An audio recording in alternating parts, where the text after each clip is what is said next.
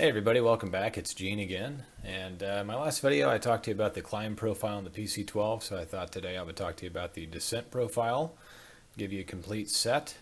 So I whipped up another one of these graphics here in Paint, and I gave you a profile view on the left and a top-down view on the right this time. So I have a little excerpt here from a sectional chart. And up here we've got Florence, South Carolina. This is Florence Regional Airport here, just to the east of the town. And just drew a little red line on here.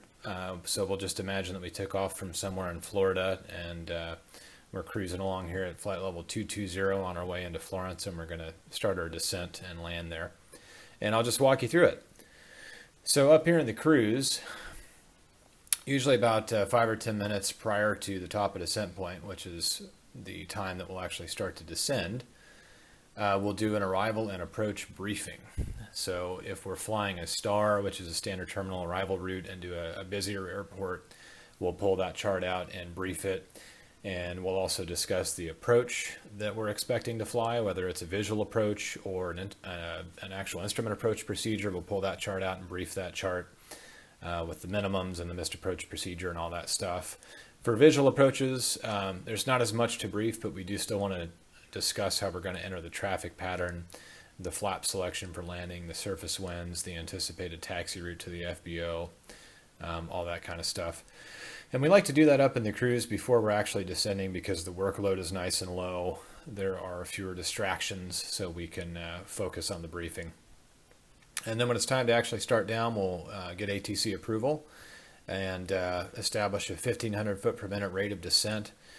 That's a pilot preference thing. Some guys descend faster, some descend slower. I think 1,500 feet per minute is a nice middle ground in the PC-12. You don't really have to worry about energy management in the airplane. It slows down very nicely. We have that huge prop out front, which is actually the biggest prop in the industry, and when you pull it back to idle, it almost acts as an air brake. So, plus, on top of that, the airframe itself, the fuselage, is kind of boxy and big and draggy, and the airplane slows down quite nicely. So 1,500 feet per minute works pretty well.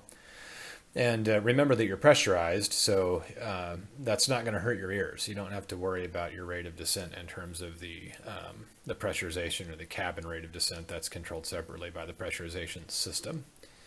So, and then we'll just let the airspeed build and accelerate to the barber pole or the red line. So the barber pole is a needle on the airspeed indicator that is taking into consideration your altitude and giving your maximum operating speed based on the altitude that you're currently at. And that will increase as you descend and decrease as you climb. So as we descend, that barber pole is going to be increasing in speed along the airspeed indicator up until the point that it actually intersects the red line, or the VNE speed on the airspeed indicator, and it'll keep going past that.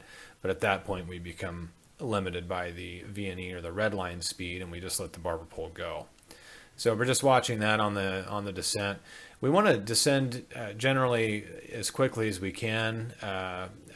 That is airspeed wise, not necessarily rate of descent wise, but airspeed wise. We really want to let the airspeed build and get there as fast as we can, because we're sort of recouping the investment we made from climbing up to the to that cruising altitude at the slower airspeed. We're getting that back on the tail end, descending at the faster airspeed. So long as there's not a lot of turbulence, it's relatively smooth. There aren't any ATC speed restrictions or anything. We'll just go as fast as we can. Why not? And then we'll reach over and set the pressurization to field elevation plus 500 feet.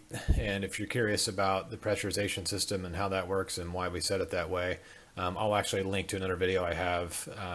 I'll put a card on this video to the pressurization system video for the PC-12 that I made.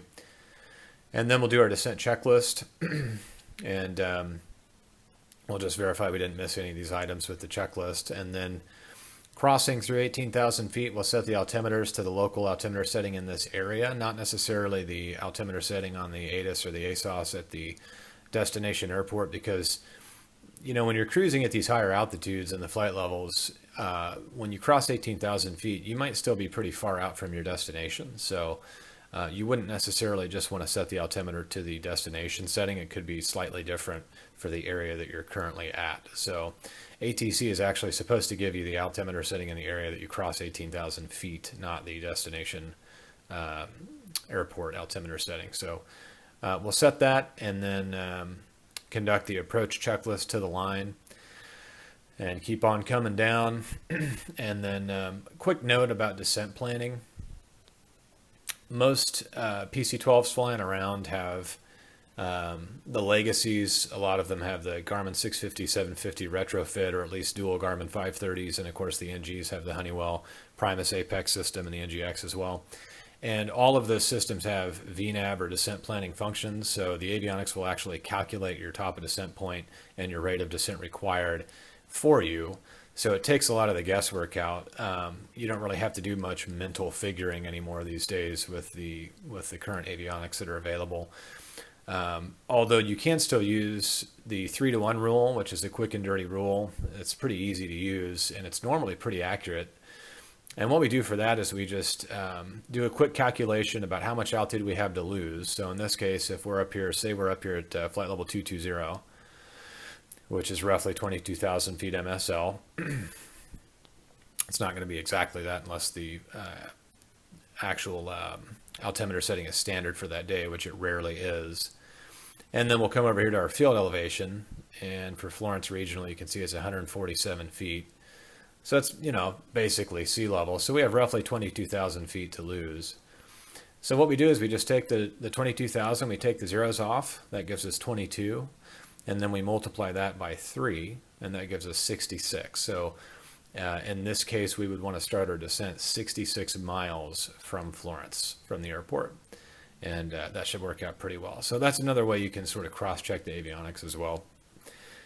Anyway, back to our descent here. So when we're passing 10,000 feet, we'll open up the inertial separator to protect against FOD, turn on the recognition lights, and then conduct the approach checklist below the line. And keep on coming down, still going as fast as we can.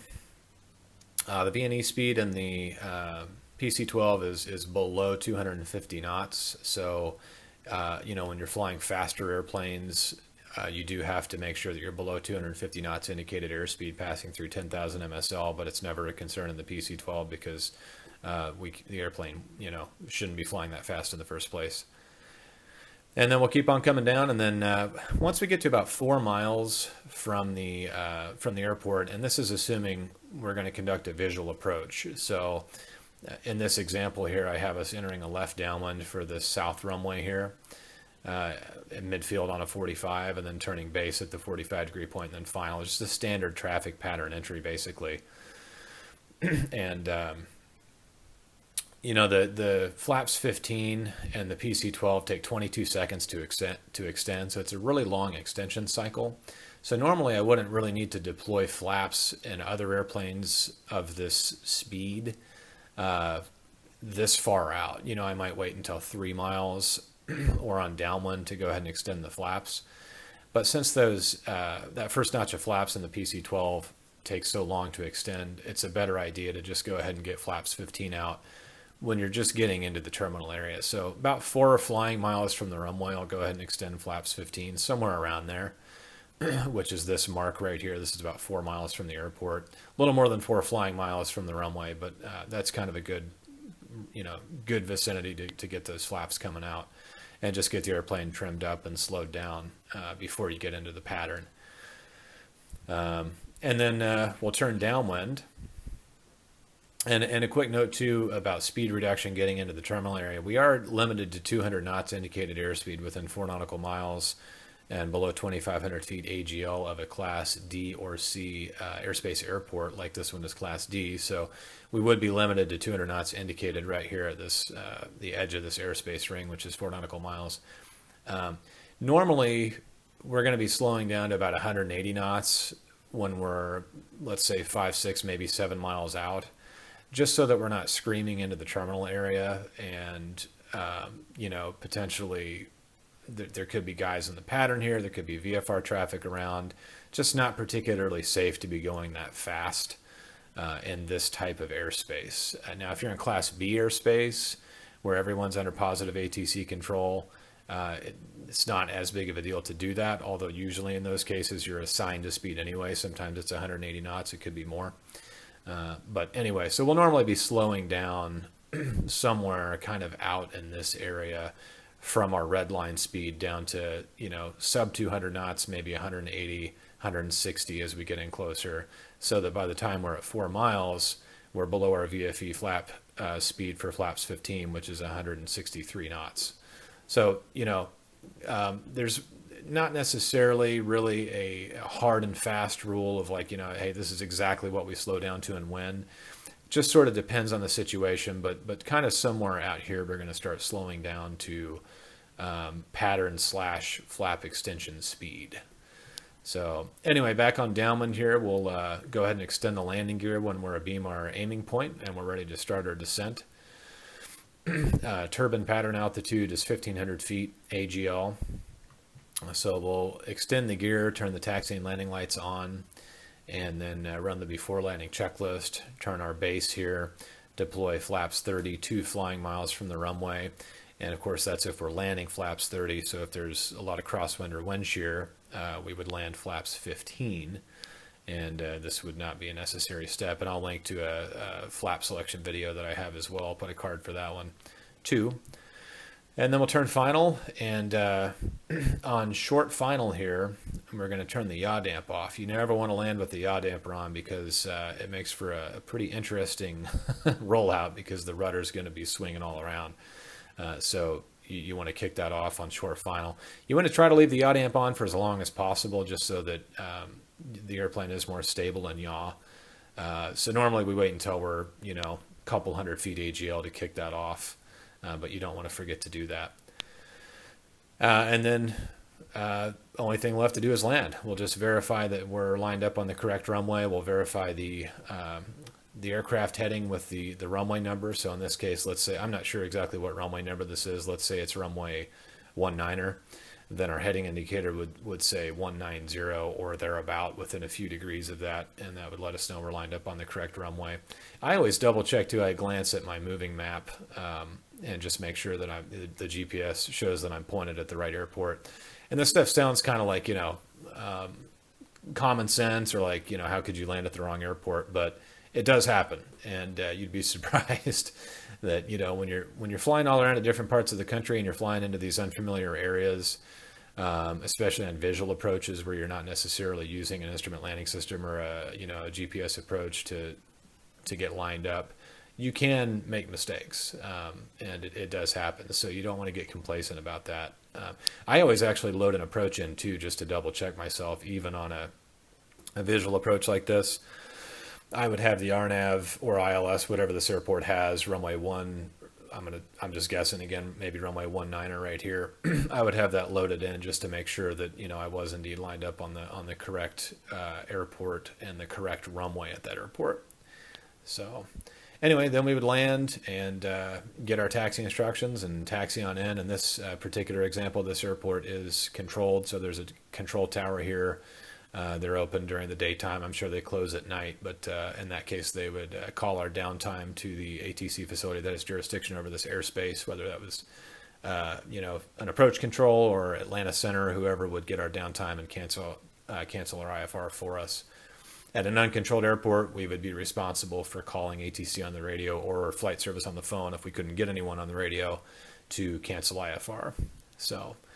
But anyway, so that's an overview of the descent profile in the PC-12. I hope that helps. Let me know if you have any questions about any of that stuff or any other video ideas for me. I do have a couple in the works right now.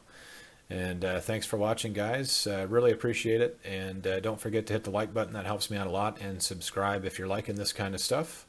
And I will see you on the next video. Thanks.